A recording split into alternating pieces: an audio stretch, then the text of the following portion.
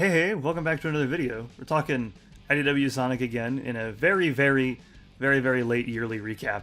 And this time, spicing things up a little bit, I have a guest with me. Please introduce yourself, my friend. Hey, what's up? I'm KingK, Hey. and I like Sonic. An unhealthy amount. Don't we all? Yeah. Yeah, the last 3 of these, or however many of them I've done, it's basically just been me. But thought it'd be fun to bring somebody else on, and you're like basically the only person that I know who makes content that also follows this series. Yeah, you know, honestly, you're probably the only person I know that reads these comics. Like, to be like, that I can talk to, so... Yeah, I even just in other groups of friends, I have one other friend who actively reads them, and he's like 10 issues behind it. Yeah. So it's just me screaming into the void about all the shit that's been going on, which in the past year has been kind of wild. Yeah. If I remember correctly, what was going on when I put out the other video, we'd gotten in the middle of the weird alternate dimension thing while we were trying to learn Belle's origins that were not exactly a secret, even by that point. Yeah.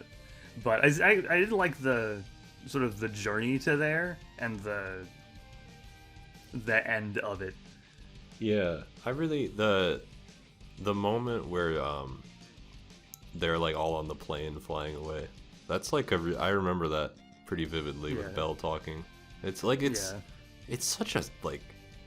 This comic does stuff with Eggman that is like really fascinating. Like, I can't believe this Mr. Tinker stuff has gone on for this long and been relevant this long, you know? Like, Yeah.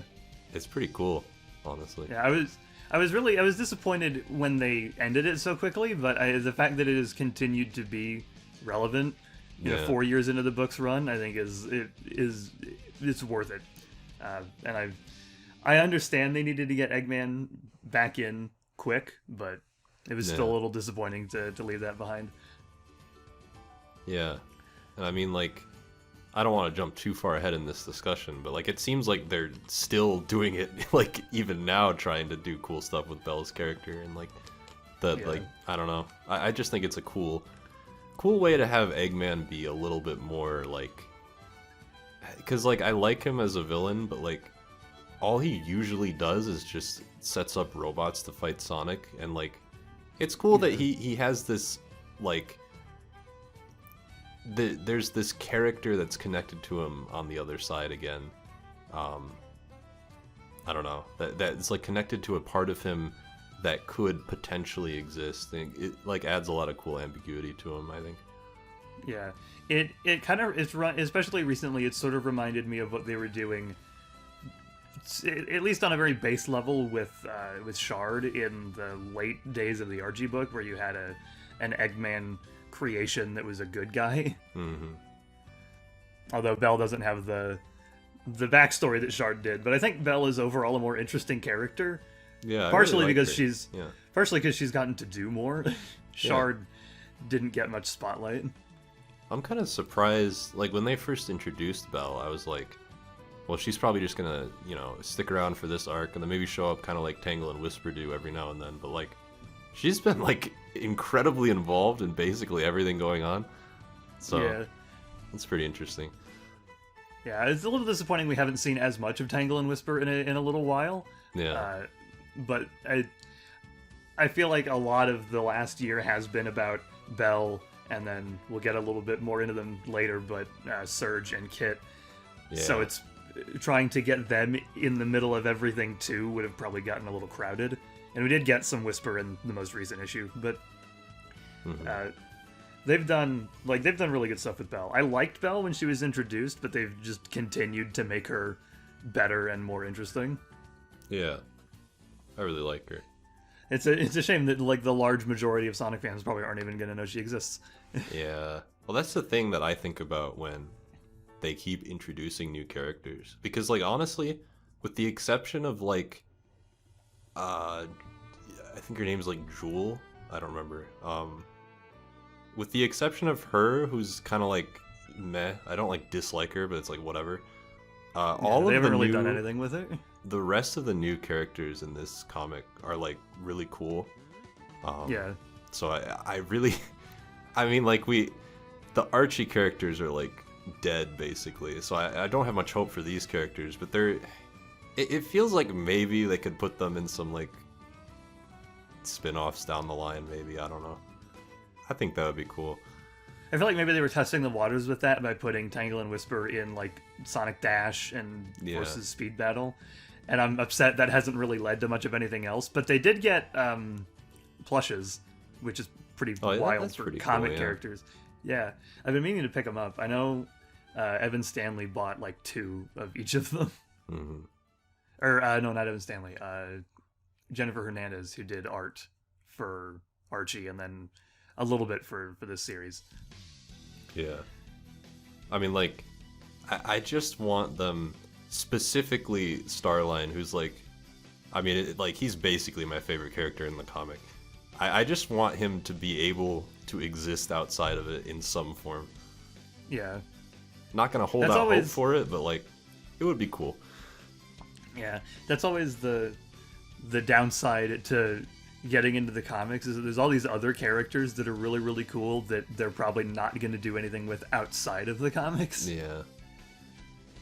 Well, and that makes certain things that happen later, like, I get a little upset at certain parts of what's happened in these past few issues, based on, like, the fact that these characters are going to remain in this comic, probably. Yeah. There was a development later that, I don't know, man. I mean, there have always been little shaky moments in the series, largely because of Sega. Yeah, that is true. Thankfully, it seems like they're kind of starting to move away from that a little bit, based on some of what we've heard about and what appears to be happening in Scrapnik Island. But that's for a little bit later. To try and rack my brain a little bit, I don't actually entirely remember what happened following the reveal of Belle's origins in between when they started introducing and like leading up to Surgeon Kit. I guess there was the little camping arc. Yeah, there was like with the girls, which was a lot of fun. I really liked that. I thought that was a cool use of the female cast. Yeah, it was like a night. I enjoy that we're like, because like I really liked the metal virus stuff, but it went on for a really long time. So I'm glad that we're kind of we can do smaller stuff for a little while before building up to anything potentially larger, you know? It's nice to just hang out with people. Yeah, I talked about that in the last video, where the metal virus thing went on for such a long time. It was really good to have those smaller stakes stories like the Chow race. Yeah, and I really like that one.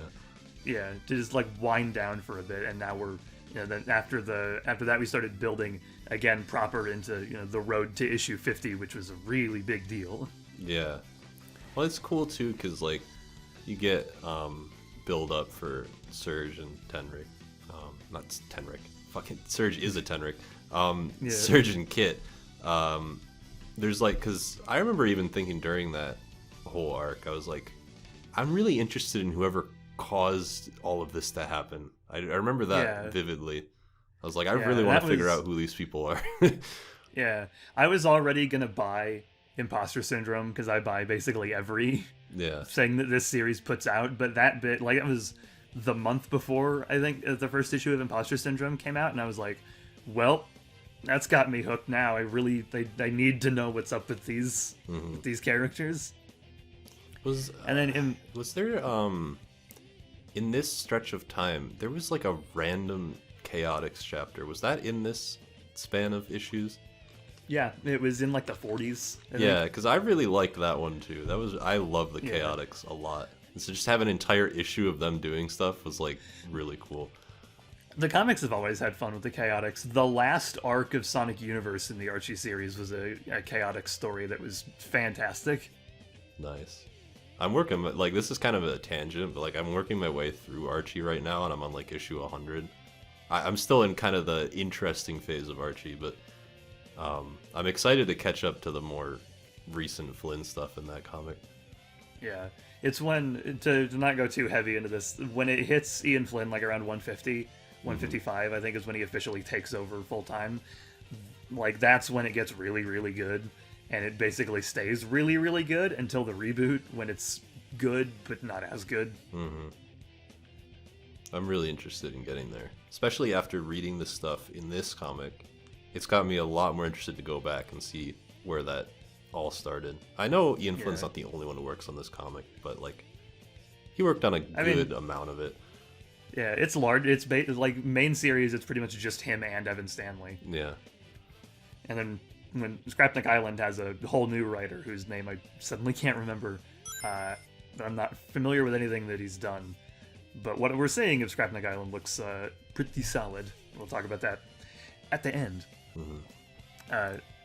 To go into Imposter Syndrome for a second, it's a fine little mini. I think the best miniseries we've gotten so far is the Tangle and Whisper one. The main problem that I really had with Imposter Syndrome is that I feel like Surge and Kit in it don't really have a good explanation for why they still want to take out Sonic, even after if they learn that they've basically been lied to by Starline and been brainwashed. Yeah. It's I think it doesn't really come in when you're just reading the main book because you don't get the backstory, but just going through that, there's a lot of really good stuff with them not trusting Starline and realizing that, you know, the whole reason they want to kill Sonic is just because they've been conditioned to do so. But then they just kind of go, well, we're going to do it anyway. Yeah. So you're just sort of doing exactly what he wants and also calling him a dick, I guess. I mean, I don't think I read that, but knowing stuff about their origins, it is kind of interesting. Like, I mean, like, Surge and Kit just generally, like, I'm gonna be upfront and say, like, I love pretty much everything about Dr. Starline, and like, because he made them, it's like that dynamic got me interested in those two like pretty much immediately. So like, I'm like incredibly invested in what those two are doing, especially right now. Yeah, I mean, I like them. I think like post Imposter Syndrome and through issue 50 and now into where we are now, I think they're really good characters. I just kind of think the initial setup for them was a little shaky. Yeah, like once we got in to issue 50 and we really saw Surge and Kit doing some freaking damage and being a legitimate threat, that's where I was like, all right, you've sold me like for real on these two. Issue 50 like really did feel like a big deal. Like it should have, and it did. Well, it was really cool. I remember pretty much everything that happened in that one. Like, I guess it's more recent, but like that was like there was some really cool stuff that happened in there. That like confrontation with like Sonic and Surge, I really enjoyed that. It's like probably my favorite part of the whole of issue 50 was that confrontation, because she like it's really cool to have like I'm like really into rival characters, and I'm now very invested in where Surge is going because of the events that happen in that. Because she just seems really resistant to like to anything that anybody's trying to say to her, and it's very interesting, and I really want to know where she's going from here, you know? To borrow a thing like literally directly from Archie, Surge is like even more so than like Shadow, the anti-Sonic. Yeah. She even, if I remember correctly, she even literally quotes "It Doesn't Matter" from Sonic Adventure 1/2. Yeah. I need them to not do that anymore, because like every time I read like a song lyric as part of dialogue, it just really bothers me, and I don't know why they continue to do that, because I don't know, I can't read that. I love it, but it's really stupid enough for me to love it kind of way. Yeah, I can see that. I think, like, I don't know, like, I just read the line and I'm like, yep, there's the reference. But it's just so weird when it is a character saying it out loud. I don't know. It's just so weird. It's like a spoken word album. Yeah. It's a little off-putting, but at the same time, I'm of mixed feelings on it. They're neat, but a little clunky. And to backtrack a little bit, really all of issue 50, but especially that confrontation with Surge and Sonic, very much reminds me of like the really, really good parts of the Archie series. Mm-hmm. And there's been a lot of that. Like when the IDW book gets really good, I feel like I'm reading through the Archie series for the first time again, and I'm like, shit, yeah, this is the successor that I wanted. Mm-hmm. And even with the stupid rules that Sega has put forth before, they're still able to tell really, really good stories with it. Yeah. Issue 50, though, I think I think issue 50 also has, like, probably the moment that, like, took me off guard the most, and not necessarily in a good way. Like, I really loved that issue. But if I remember correctly, is that also the issue with Starline in it? Where, you know, he reaches his conclusion? Yeah, they don't confirm it until the next issue, but that's when it happens. Yeah, so I remember like around when this got released, and like I had read through the issue, and I thought to myself, I was like, oh, that was really, really cool. Like, I thought it was really cool Eggman pulled out the rug from under him, and it was like a really cool moment where like Starline like underestimated the person that he looks up to so much, you know? I thought that was really cool. Until I went on Twitter and Ian Flynn was saying that he was dead, and I was like, oh. Yeah. Oh, I guess he's just, like, that did not register at all in the moment. I don't, like, and that, I don't have a problem with him being dead as much as I do with it feeling really sudden and soon. Yeah. Like, that's, like, I would be okay with this exact same conclusion if it maybe happened a little later in the comic, you know? Yeah. But, like, it just feels really soon for this to happen. I don't know. Yeah, I feel like they could have... I feel like it's sort of the natural endpoint for Starline. I can't envision any other outcome down the line where he, like, doesn't get killed because of his own hubris. But doing it when they did was maybe a little early. However, what they're doing as a result of that in the most recent issue with Surge, I think is really, really cool. Yeah, that was, like, again, probably the coolest part of the newest issue was when he, you know, him showing up there was like, damn. At least they're going to use him more, you know? Like, I'm glad he's going to stick around even in a indirect way. Reminds me of in Batman Arkham Knight, how Joker's Joker around. is gone, he's just there. It was a lot like that, Although this seems like it's going to be a lot less irritating, for lack of a better term, because I didn't like that about Arkham Knight. I felt like the Joker didn't need to be there, really. Yeah. I'm partly hoping that he's gonna stick around in her head long term. Probably, yeah. Because I don't know how long they plan to do this with him, but, like, you know, like, I'll be more and more okay with what happened in issue 50 is if he continues to stick around in this form. Yeah. I imagine they'll probably do it for a while, just because for a multitude of reasons, Starline is somebody that is literally and figuratively in Surge's head, pretty much, so she'll probably be dealing with this a lot. I'm really not quite as interested, but I'm interested in seeing what they're gonna do with Kit now. Yeah. That he thinks, like, because he's not gonna think Surge is dead for much longer. They're basically in the same place together right now.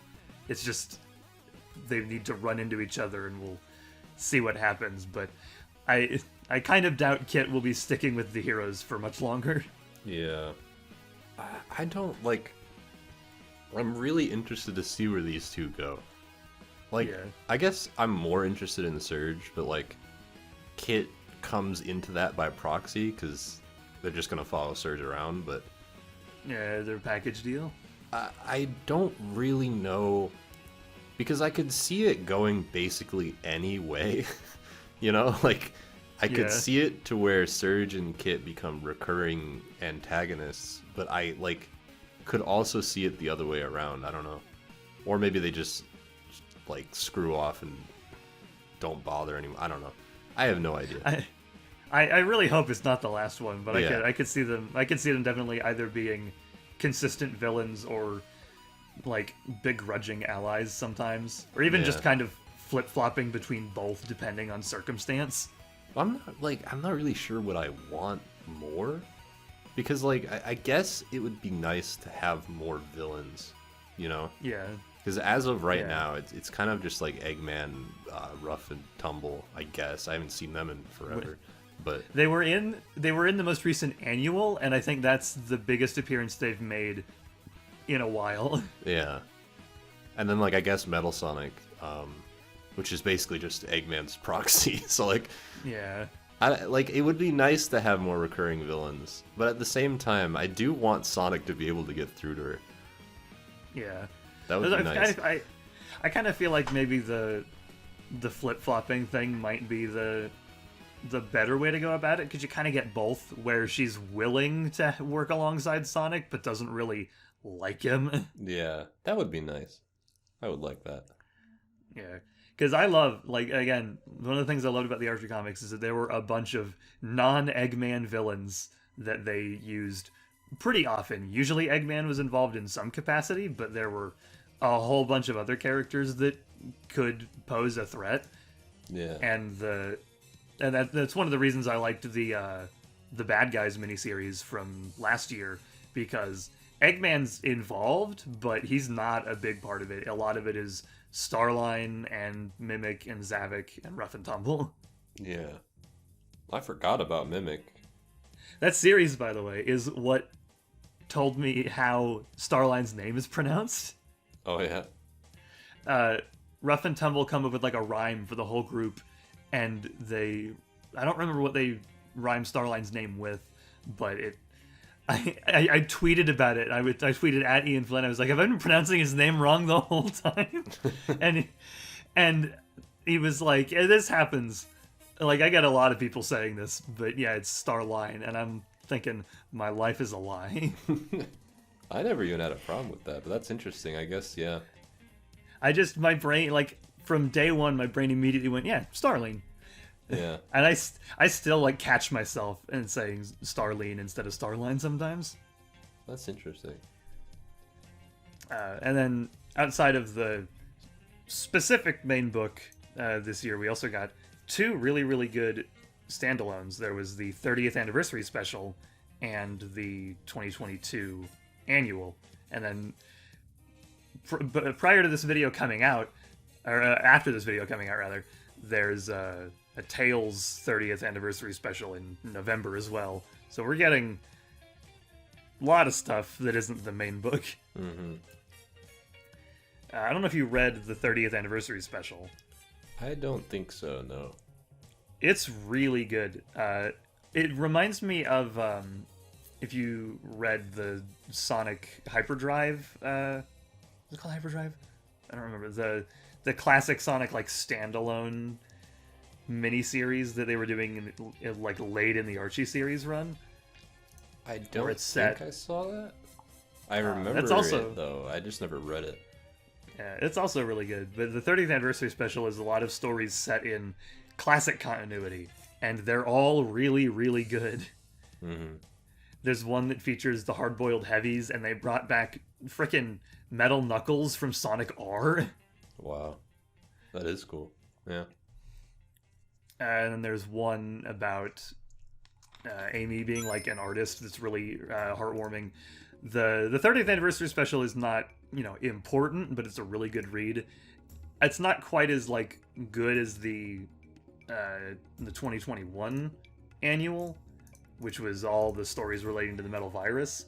But it's a really fun, really good read. Yeah. And the overall 2022 annual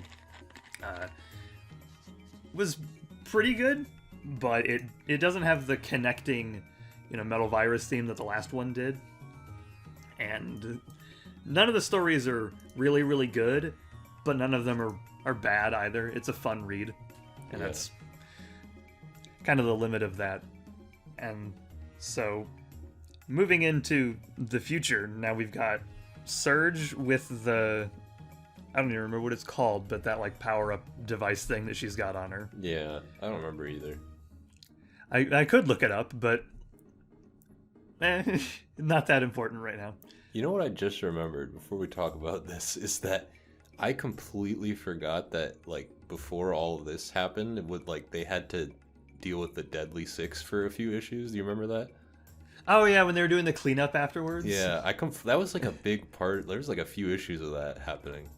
I completely forgot about that. Probably because I don't like the Deadly Six, but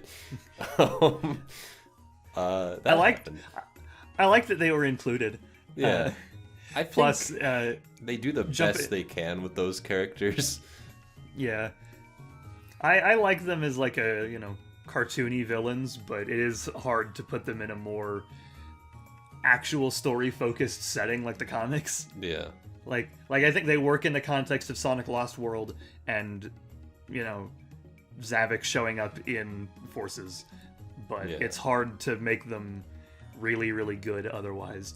Although, during the course of the Metal Virus, we did have that horrifying bit with Xena where she gets just thrown into the Zombots. Yeah. I did like how they were utilized in that arc a lot. Yeah. Which kind of surprised me, because I remember when they were first introduced, I was like, oh, this is a strange decision, but they worked out pretty well. Yeah, I mean, it's more of the comics utilizing non-Eggman villains to the best of their abilities. Yeah. Would be great if they could use Infinite, but Sega says no. Yeah, that's weird. It's so bizarre. It was cool to, like, wrap up that plot. But I gotta be honest, when I was reading through that, there were a few times reading through those issues where I was like, this feels a little like they could do this a little quicker than they did. I feel like, I don't know, there's something about it was like, I feel like it could have been a shorter thing that they did there. Yeah. I don't know. Like, it's not a huge deal. It was like interesting enough, I guess. But like the fact that I completely forgot about it probably says a lot. Yeah, it was not super memorable or really all that important. Like, it had to be there just because otherwise the Deadly Six would be running around wherever. But at the same time, it's like, it's not that important. Yeah. Yeah. Moving into the future, we've got Surge, super powered, basically, giving Whisper a bad time because Whisper does not get to have any fun. It's very true. She's had it bad basically ever since the Metal Virus, pretty much. Well, it was funny. There's the shot in this latest issue, or maybe the issue before that, whatever it was, where like she's trying to like shoot somebody. I don't remember who. Maybe it was Surge. I don't know. But like somebody has to like step in front of her.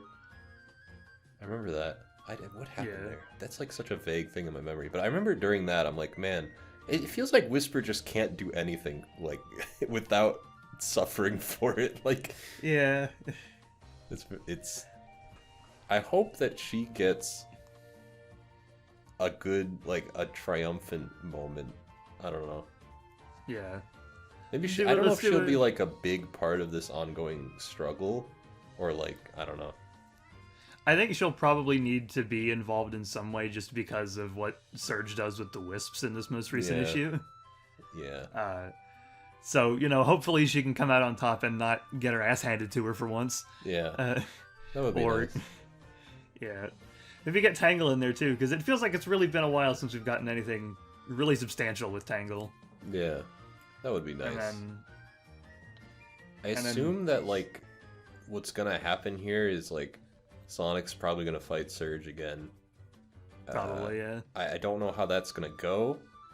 It seems like Surge is pretty powerful now, and maybe she actually gets, because like it would be a bit weird for Sonic to just like stomp her right now. Yeah. I get the feeling she'll probably get the one up on everybody around here. I don't know. Yeah. I think we might be going into our next, not like super huge story, but more overarching plot really soon, where we're probably going to be focusing a lot on Surge as the like major antagonist. Yeah. And then later this month, about a week from when I record this, hopefully hopefully this is out before it actually comes out, is Scrapnik Island, which I am very, very excited for, but also very upset about, because I made that video about Sonic robots, and like 3 days after I put it out, they were like, hey, Mecha Sonic's gonna be in Scrapnik Island. And I was like... Yeah. That looks like it's a cool premise there. I'm really interested. Like, I'm probably going to read that. I mean, I need to go through and read all this side stuff that I haven't read yet in IDW, but... Yeah. That one I'm particularly interested in. The miniseries have been solid. Tangle and Whisper, I think, is the best one. Yeah. Scrapnik Island looks like it's going to be a lot of fun. Given that I made a 40-minute video on it, I clearly like Sonic robots. Yeah. And Scrapnik Island seems like it is completely eroding that classic modern barrier that Sega has had for a really, really long time, because Metal Knuckles is there, very distinctly a modern character, and then Mecha Sonic from Sonic 3 is very distinctly a classic character and is there. Plus, the whole thing is on the ruins of the Death Egg, so... Yeah, well, that's pretty cool. Yeah, it seems like they're finally getting rid of that stupid split, and I still do not understand why they ever did that. Yeah. Weird. In general, they seem to be maybe lightening up on some of the restrictions. We don't know the inner workings of what Sega does and doesn't let IDW do completely, but just in letting classic characters like that come back, it seems like they're getting more loose, like they said they were going to be with the IDW series. I really hope so, because some of the things that I read about really upset me. Oh yeah, they did all kinds of stupid shit for a while. The one that I hated the most, like post Archie reboot, and that has carried over into IDW, is that characters from the games are not allowed to have families or actual like romantic interests. Nah. So, like, in the Archie series post-reboot, Uncle Chuck was no longer Sonic's actual uncle, but it was a term of endearment that everybody called him. That's so weird. Yeah, and, like, Mutsky, their dog, became an actual, like, Mobian and never appeared again after that introduction. Wow. But it seems like they're loosening up. I don't know how much they're loosening up. I hope maybe Infinite is on the table at some point, because... Cool. Please do something really interesting with Infinite. I kind of want them to, like... This is, like, really random, but, like, I kind of want them to do something with, like, Mephiles, maybe. Yeah. Really even cool. the Archie series couldn't do anything with him, or didn't, rather. Mephiles got to show up one time in the Archie comics. It'd be cool to see him again, because I always liked him. Yeah. The way he was There's written a lot of, was like... a bit dumb, but, like, that's exactly why I want him in the comic, is because, like, I want to see what this comic does with a character like Mephiles. Yeah.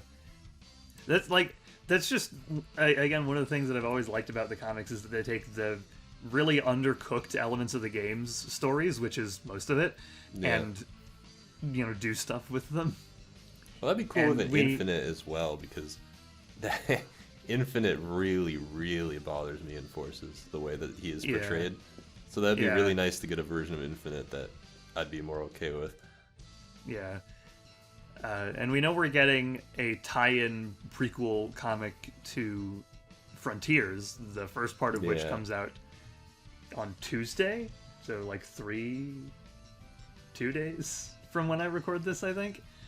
And I'm interested in that, if only because it's going to be our first actual peek at real story content for Frontiers before the game actually comes out. Yeah. Because we still don't really know anything about that game's story outside of the very basics. Yeah.